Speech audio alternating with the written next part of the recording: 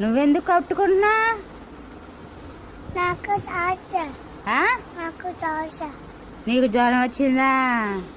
మరి పాపకి కట్టలేదు.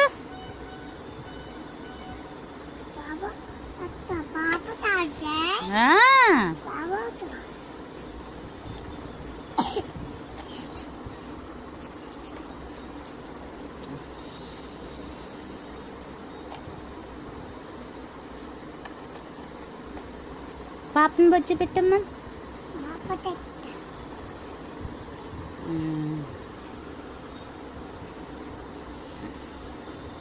జ్వరం వస్తే అలా కట్టుకోవాలా? ఎవరు చెప్పారు?